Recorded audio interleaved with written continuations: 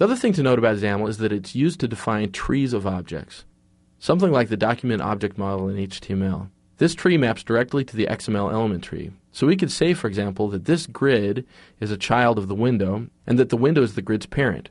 We can add a child to the grid by adding it between the begin and end tags of the grid, like this. Notice that Visual Studio automatically completed that tag for us and placed the cursor in between the two tags. This makes it really easy to add additional elements. And in fact, we'll do that right now. In order to set the content for the button, we can just begin typing the content right in between the two tags. Okay, let's go ahead and make sure we give the button a width and a height before running it.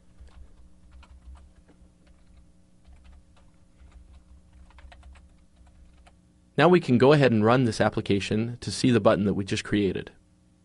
Okay, so you can see now that we have a button and that the content of that button is play.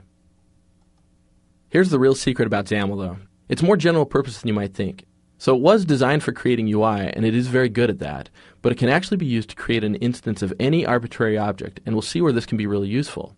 That means that you can create objects with XAML that are not necessarily visual, or not necessarily objects that appear on the screen or in the UI. One example of an element that doesn't necessarily have a visual associated with it is the media element. The media element is a general-purpose media player that can be used for both audio and video. Now obviously when it's playing a video it does take up some screen real estate, but for our music player we're just going to use it for sound. We can go ahead and add this as a child of the grid.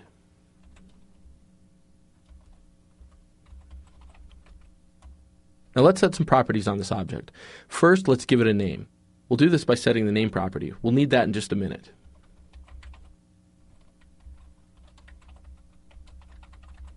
The other property that we're going to set is the source property. And this is the source of the media that we actually want to play. So in other words, this will be a file name.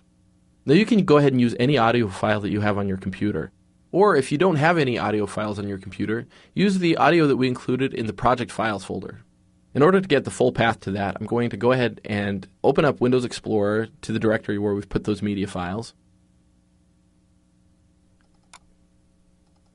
And I'm going to select the entire path to that folder and put it on the clipboard. Now if we open up Visual Studio again, I can use that to set the source attribute. And then the name of one of the files was 01-irie.mp3. Don't forget the spaces on either side of the dash.